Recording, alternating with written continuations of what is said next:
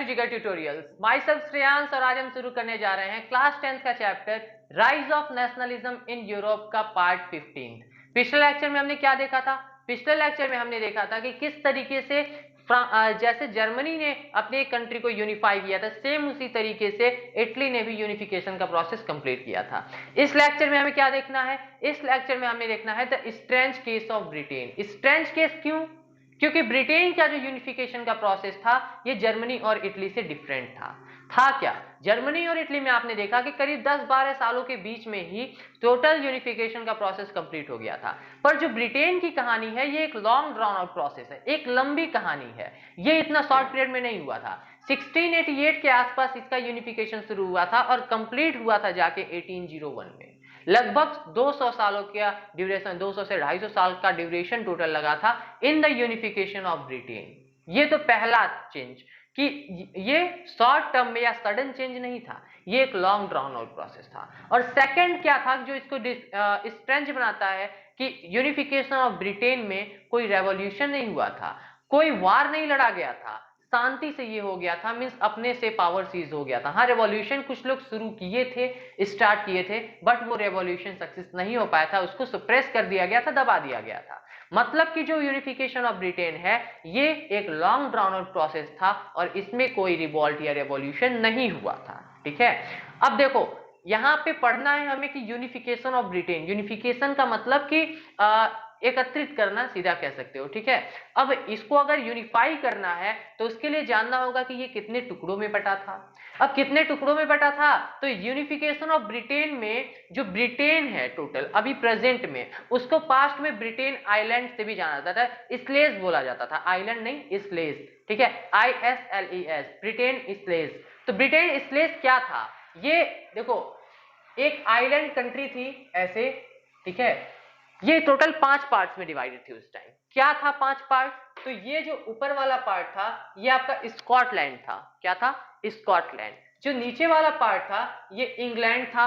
Scotland, England, इन दोनों के बगल में एक वेल्स रीजन था, इस W लिख लो, वेल्स रीजन था। और वेल्स के बगल में जो सेकंड पार्ट दिख रहा है जो इन सबसे थोड़ा अलग है वो टोटल आयरलैंड का पार्ट है। अब आयरलैंड की क्या कहानी है? तो आयरलैंड भी 2 पार्ट्स में डिवाइड था, एक नदर्न आयरलैंड और एक साउदर्न आयरलैंड। जो साउदर्न आयरलैंड है उसको रिपब्लिक ऑफ आयरलैंड बोला जाता है। जैसे चाइना में ताइवान को रिपब्लिक ऑफ चाइना बोला जाता है, वैसे ही आयरलैंड में जो सदर्न आयरलैंड है, जो साउथ वाला पार्ट है, उसको रिपब्लिक ऑफ आयरलैंड बोला जाता है। अब देखो आयरलैंड की कहानी अभी आगे पढ़ेंगे डिटेल में। आयरलैंड की भी एक छोटी सी कहानी आती है जो खुद में एक अलग पार्ट है। ठीक है, उसको आगे अभी यहाँ पे देखेंगे। फिलहाल ये था डिवीजन, क्या था कि 5 पार्ट्स में डिवाइडेड था, Scotland, England, Wales, Northern Ireland और रिपब्लिक ऑफ आयरलैंड। अब वहां पे एक और कहानी चल रही थी, वो कहानी थी कैथोलिक्स और प्रोटेस्टेंट की। क्या कहानी थी कैथोलिक्स और प्रोटेस्टेंट की? तो कैथोलिक्स जो थे वो पुरानी सोच वाले थे। क्रिश्चियनिटी धर्म के दोनों पार्ट्स थे, क्रिश्चियनिटी के 2 ब्रांचेस थे ये, लेकिन कैथोलिक्स जो थे वो पुरानी थिंकिंग को मानते थे और प्रोटेस्टेंट जो थे वो उनकी पुरानी थिंकिंग जो थी उसको नहीं मानते थे। जैसे क्रिश्चियनिटी वाले जो कैथोलिक्स थे ये मानते थे कि पोप जो हैं इनके लीडर होंगे, लेकिन प्रोटेस्टेंट वाले ऐसा कुछ नहीं मानते थे।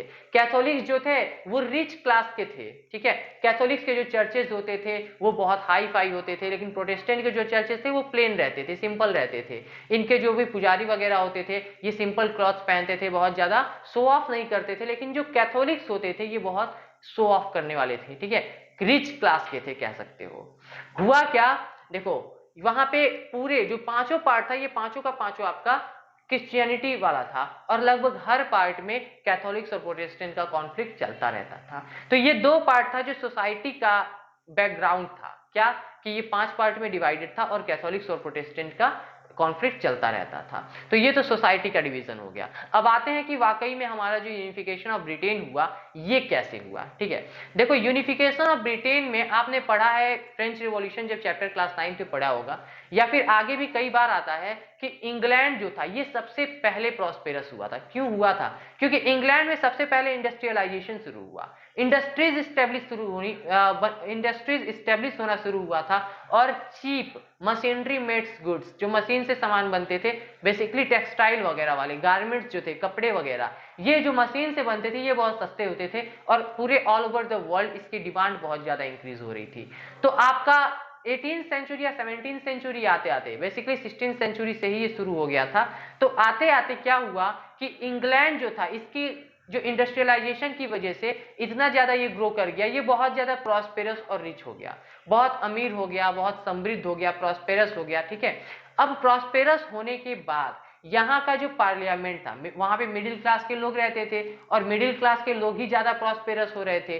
तो ये जो मिडिल क्लास के लोग अब धीरे धीरे प्रॉस्पेरस हो रहे थे, ये मोनार्ची से पावर अपने हाथ में लेने की सोचे। और फाइनली 1688 में क्या हुआ कि वहां की जो पार्लियामेंट थी, इंग्लैंड की पार्लियामेंट, 1688 में मोनार्ची से पावर को अपने हाथ में ट्रांसफर कर लिया। ठीक है, अब मोनार्ची से पावर अपने हाथ में ट्रांसफर करने के बाद जो इंग्लैंड के पार्लियामेंट थी, ये स्कॉटलैंड को भी खुद में मिलाना चाहती थी, अपने टेरिटरी को एक्सपांड करना चाहती थी, खुद को और स्ट्रांग बनाना चाहती थी। अब खुद को स्ट्रांग बनाने के लिए और स्कॉटलैंड को खुद में मिलाने के लिए इन्हें चाहिए था कोई उपाय, रणनीति कोई चाहिए था, और इन्हें दिखा कि स्कॉटलैंड में भी कैथोलिक्स और प्रोटेस्टेंट का कॉन्फ्लिक्ट चल रहा है।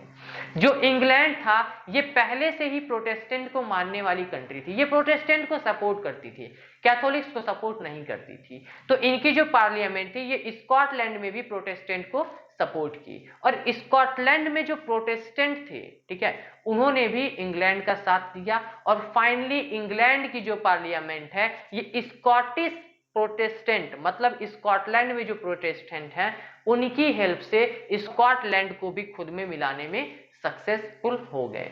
मींस क्या है कि जो हमारे इंग्लैंड के थे, इंग्लैंड के पार्लियामेंट थी, ये स्कॉटिश प्रोटेस्टेंट की मदद से स्कॉटलैंड को इंग्लैंड में यूनिफाई करने में सक्सेसफुल हो गए, और साथ ही साथ आपकी जो वेल्स रीजन था उसको भी खुद में मिला था। वेल्स तो छोटा सा रीजन है, उसको मिलाने में कोई दिक्कत ही नहीं थी। ठीक है, तो वेल्स और स्कॉटलैंड को भी ये खुद में मिला लिया। स्कॉटलैंड कैसे मिला था? तो 1707 में एक्ट ऑफ यूनियन साइन हुआ। एक्ट ऑफ यूनियन क्या था? तो एक्ट ऑफ यूनियन एक एक्ट था जो साइन हुआ था between Scotland and England. Scotland और इंग्लैंड के बीच में एक एक्ट ऑफ यूनियन साइन हुआ था 1707 में, जिसके बाद स्कॉटलैंड जो है वो एक इंग्लैंड का पार्ट बन गया था। मींस ये दोनों यूनिफाई हो चुका था। अब फाइनली जब स्कॉटलैंड, इंग्लैंड और वेल्स एक में मिल गया, मींस ये वाला पूरा पार्ट जब एक हो गया, तो इसका एक अलग नाम दिया गया, जो आप सुनते हो कि इंग्लैंड, ब्रिटेन और यूनाइटेड किंगडम, ये तीनों डिफरेंट है। क्या था? इंग्लैंड तो आपने देख लिया कि स्कॉटलैंड और इंग्लैंड अलग अलग पार्ट था। अब आपका इमर्ज आउट होगा ब्रिटेन। ठीक है, तो जब स्कॉटलैंड, इंग्लैंड और वेल्स एक में मिल गया, तो उसके बाद इस पूरी टेरिटरी को, जो यूनिफाइड टेरिटरी थी, इसको ग्रेट ब्रिटेन का नाम दिया गया। क्या? ये जो तीन पार्ट मिला, इसको ग्रेट ब्रिटेन का नाम दिया गया। ठीक है, अब ग्रेट ब्रिटेन के बाद अगला प्रोसेस था कि जो आयरलैंड है उसको खुद में मिलाना। तो आयरलैंड की कहानी अभी आगे पढ़ेंगे, फिलहाल ये जान लो कि जो तीन पार्ट अभी मिला था वो मिलके ग्रेट ब्रिटेन बना था, और आगे जब आयरलैंड भी इसमें मिल गया, तो आयरलैंड का देखो साउदर्न पार्ट जो था, मींस रिपब्लिक ऑफ आयरलैंड, ये अभी भी फ्री है, अभी भी प्रेजेंट टाइम में भी ये एक अलग कंट्री है। जो आयरिश क्रिकेटर्स होते हैं, प्लेयर्स होते हैं, वो रिपब्लिक ऑफ आयरलैंड से आते हैं। तो रिपब्लिक ऑफ आयरलैंड तो फ्री रह गया, लेकिन ये वाला जो अपर पार्ट था ये आगे चल के इसमें मिल गया, और जब आयरलैंड भी इसमें मिला, तो ग्रेट ब्रिटेन से इसका नाम चेंज होके United kingdom of great Britain रखा गया। मतलब कि जो यूनाइटेड किंगडम है, यूके आप सुनते हो, ये फाइनली आयरलैंड भी जब मिल गया उसके बाद की कहानी है। ठीक है, तो एक बार देखते हैं पॉइंट से कि हुआ क्या। देखो, it was not a sudden process, it was a long drown out process. ये तो समझ में आ रहा है कि ये सडन प्रोसेस नहीं था, एक लंबा प्रोसेस था। इसके बाद क्या है? People residing in Britain slaves, Britain के स्लेव्स में, मींस जो आइलैंड था, जो 5 पार्ट मैंने बताया, उसमें जो लोग रहते थे वो डिफरेंट एथनिक ग्रुप के थे, डिफरेंट कल्चर ट्रेडिशन के थे। कैसा कल्चर था? तो जो वेल्स में रहते थे, वेलिस थे, स्कॉटिश थे, आयरिश थे और इंग्लिश थे। ठीक है, तो इस टाइप का डिफरेंट कल्चर था, डिफरेंट ट्रेडिशन था लोगों का। English nation grew up, English nation धीरे धीरे प्रॉस्पेरस हुआ, रिच हुआ और उसने अपना डोमिनेंस शुरू किया। डोमिनेंस का मतलब कि अपने आप को उभार के सामने लाना शुरू किया, ठीक है, और धीरे से मोनार्ची से पावर को खुद में, वहां की जो पार्लियामेंट है वो खुद में समेट ली।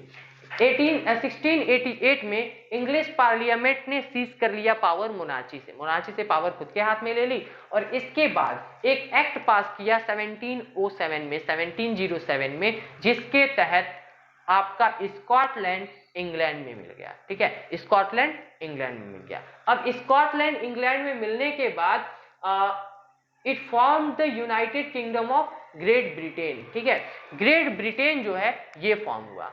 अब ग्रेट ब्रिटेन फॉर्म हुआ, ग्रेट ब्रिटेन फॉर्म होने के बाद इंग्लिश डोमिनेट्स, स्कॉट सप्रेस्ड। इसका क्या मतलब है? अब देखो, मैंने बताया कि इंग्लैंड जो था वो प्रोटेस्टेंट को मानने वाला था और इंग्लैंड में इंग्लिश मैन रहते थे।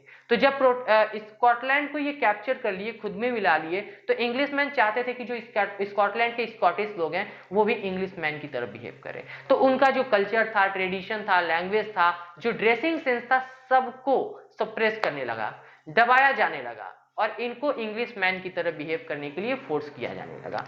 अब इसके बाद क्या हुआ, आते हैं केस ऑफ आयरलैंड पे। आयरलैंड की क्या कहानी थी? देखो, आयरलैंड का जो, इसको इरेज कर लो, और ये था आयरलैंड।